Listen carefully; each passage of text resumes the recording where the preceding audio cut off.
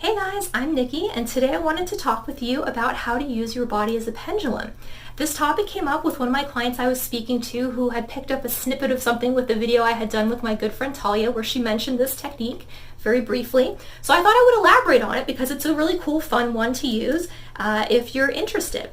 Now, first of all, in order to use your body as a pendulum, you should know what an actual pendulum looks like.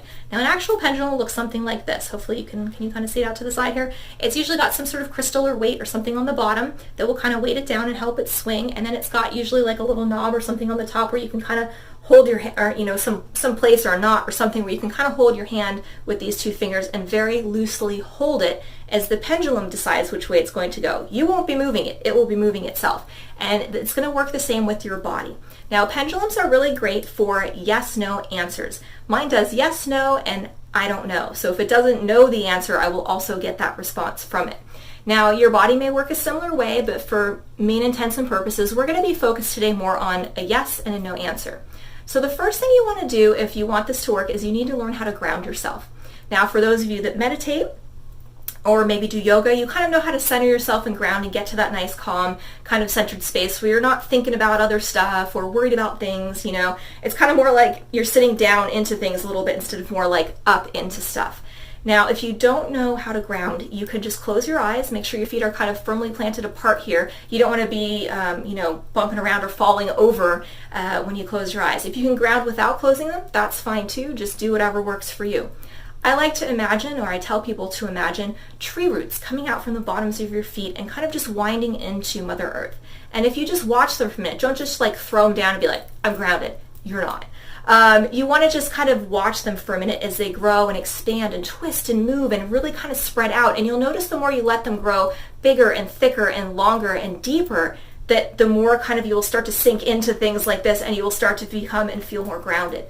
When you feel good and you feel ready to go, that's when you start learning how to use your body. The first thing we're going to do is we want to figure out which direction our body swings for yes and which direction our body swings for no. Easiest, most simple way to do that is say, show me yes. And then give yourself a moment. Just don't go on to the next thing. Just because sometimes it takes a moment, especially if you're nervous or you're overthinking. So you just want to be in a calm place and see which way your body sways. A lot of times people will tend to swing more forward for yes and more backwards for no. If you swing over and you go hard left or hard right, that's fine too. That's your yes or that's your no. So start by finding those things. Show me yes and then wait for your body to respond.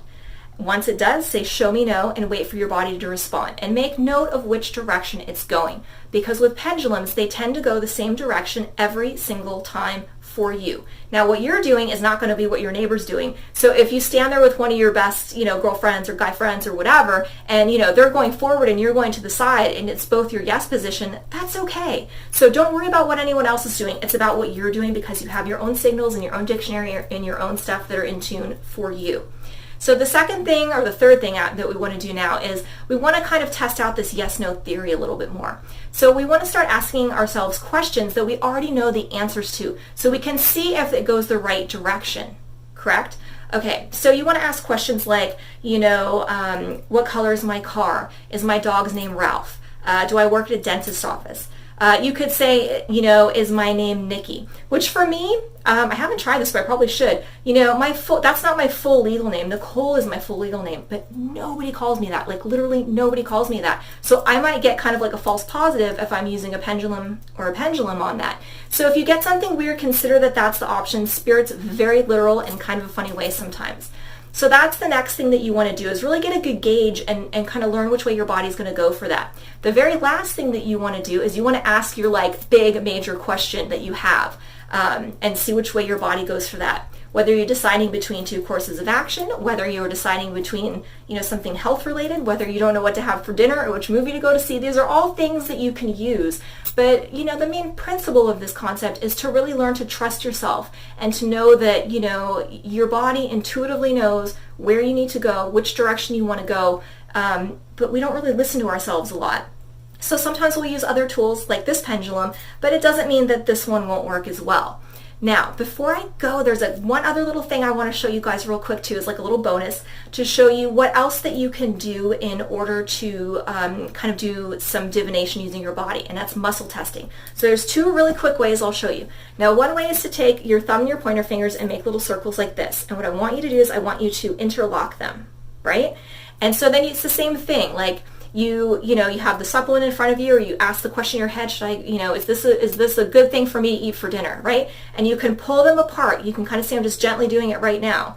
So if they stay together like this, and and you try really hard to pull them apart and they're really locked in, that means it's a yes, or it's like a good thing for you to be doing, or whatever that is. If they kind of separate really easily, it's probably not the best thing. That's more in the no kind of line.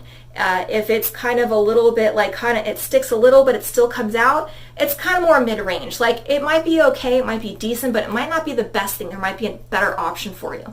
Now, there's another way to do the muscle testing too, which I'll show you, because if I do this in real life, right now I've got some physical injuries going on, and if it's yes, it's fine, but if it's no, I mean, this hand will fling right down that way, and it's really not good for my shoulder. So one of the other things that I will do is I will use these two little fingers right here, my pinky and my thumb.